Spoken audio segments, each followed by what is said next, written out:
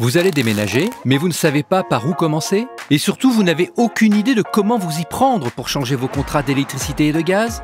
Bienvenue sur la playlist Allo-NJ, dans cet épisode dédié à votre emménagement comme à votre déménagement. D'abord, une bonne chose à savoir, c'est vraiment très simple. Que ce soit sur Internet ou par téléphone, votre fournisseur vous prend par la main et vous indique tout ce que vous devez savoir ou devez faire. Commençons par votre déménagement. Votre déménagement se résume à 3 étapes clés. 1. La résiliation de vos contrats. Avant de quitter votre logement actuel, il vous faudra contacter votre fournisseur sur le site internet ou par téléphone pour l'informer de votre départ et résilier vos contrats d'énergie. Vous devrez lui indiquer l'adresse à laquelle vous souhaitez recevoir la facture de résiliation. Si vous ne résiliez pas vos contrats, vous continuerez à payer les consommations et l'abonnement de votre ancien logement jusqu'à ce que le nouveau résident ait souscrit un contrat à son nom. Pensez bien à anticiper et entamer la démarche de résiliation environ 10 jours avant votre départ. Si vous résiliez vos contrats trop tôt, vous risquez d'avoir l'électricité et ou le gaz coupés alors que vous en aurez encore besoin. 2. Le relevé de votre compteur. Le jour du déménagement, vous relevez les compteurs de votre ancien logement et transmettez les index aux fournisseurs concernés. Si vous êtes locataire, ces relevés sont à noter sur votre état des lieux de sortie. 3. L'obtention de votre facture de résiliation. Vous recevrez sous une dizaine de jours votre facture de résiliation.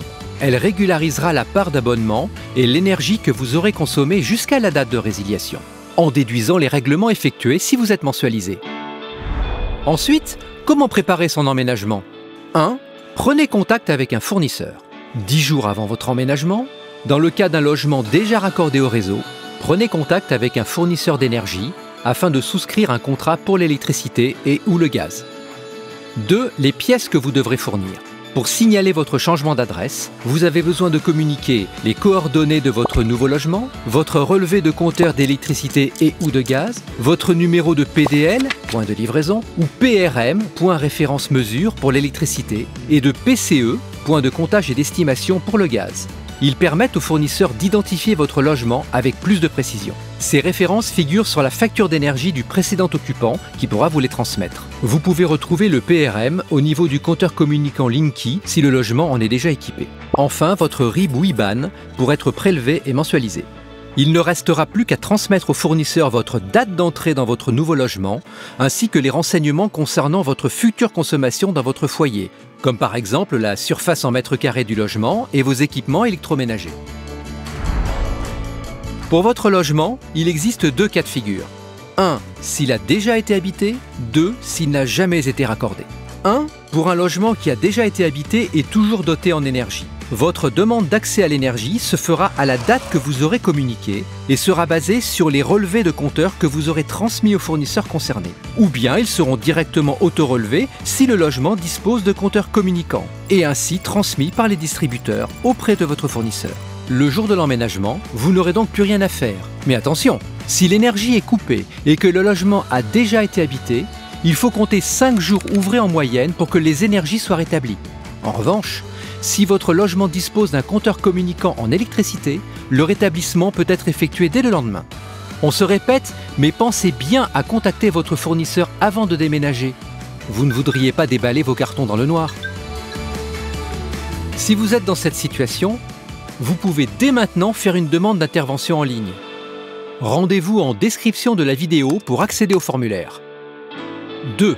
Pour un logement jamais raccordé au réseau d'électricité ou de gaz. En général, cette situation concerne les logements neufs. Avant d'emménager, vous devrez demander son raccordement plusieurs semaines à l'avance auprès de Enedis et de GRDF. Il se peut que le promoteur immobilier s'en soit déjà chargé.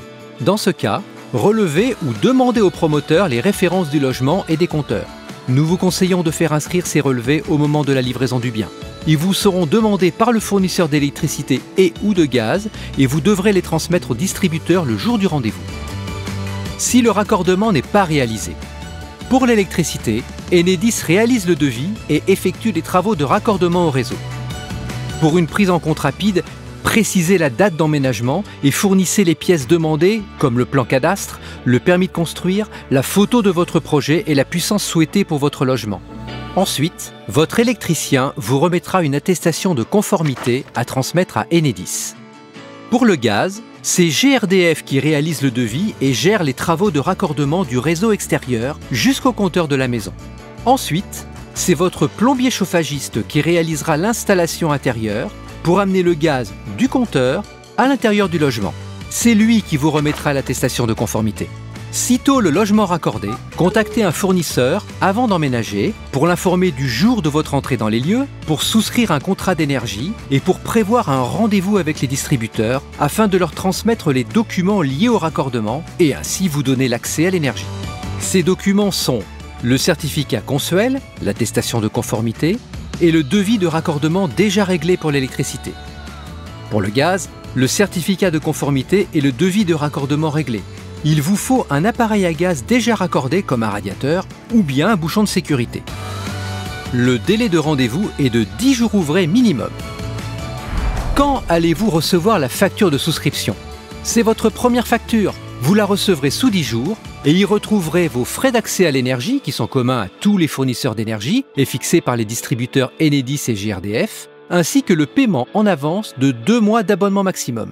Le prix exact de l'intervention varie selon le cas de figure dans lequel vous êtes. Il vous sera communiqué lors de la prise de rendez-vous et sur votre facture de souscription Engie.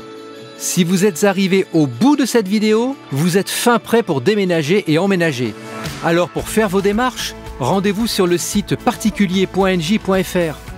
Et à bientôt sur la playlist Allo Engie.